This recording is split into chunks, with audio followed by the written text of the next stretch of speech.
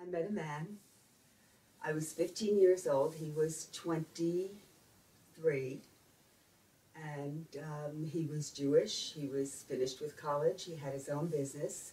And my parents thought he was the best thing that ever happened and encouraged me to be with him. By the time I was 18, I was married to this man, and for all the wrong reasons, of course, and it was much too young. I had never cooked a meal. I never knew what it was like to keep house. I went from my mother's house to my husband's house.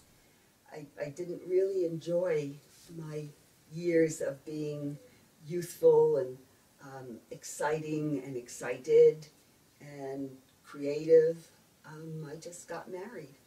And within 2 years of my marriage, I had my first child. It was a boy. And then 2.5 years or 3 years later, I had my second child, a girl. And fortunately, I realized at that point that that was enough. I didn't want any more children. And my husband was really unconcerned. He said it was my issue because I'm the one who had to raise them, so I was the one who had to make that decision. The marriage was really not wonderful. I knew that it was not good from the very beginning. He was a very nice man. He provided well for us.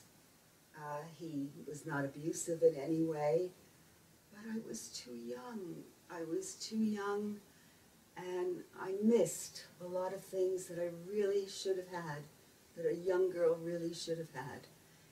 And he couldn't provide that because he was not a terribly exciting man. In fact, he was boring.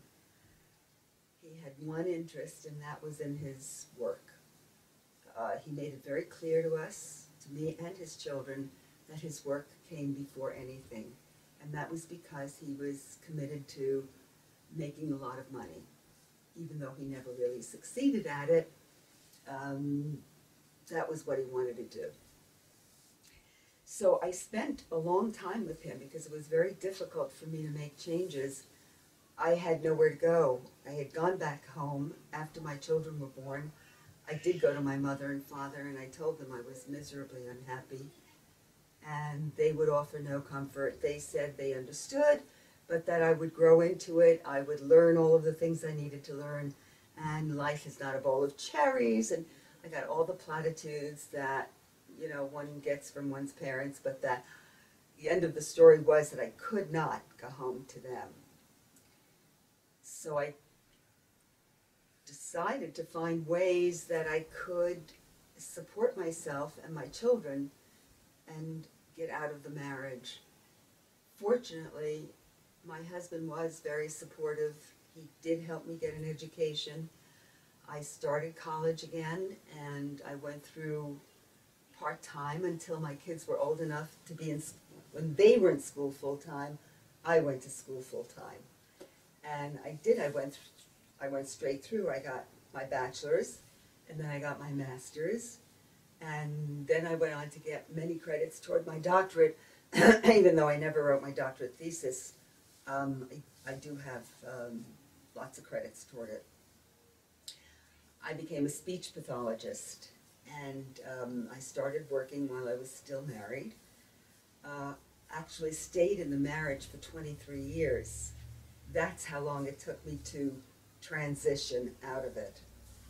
I did finally, with much tears and much,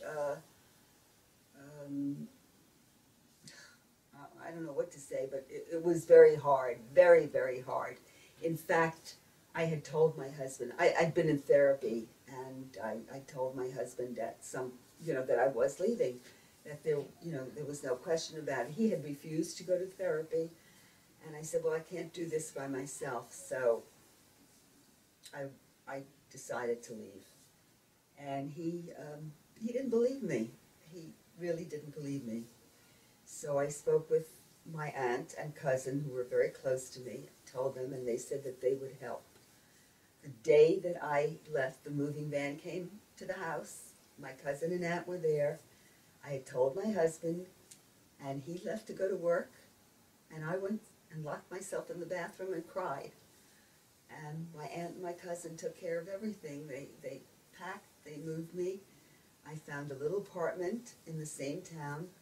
I left my kids with my husband. They were 18 and 20 at the time.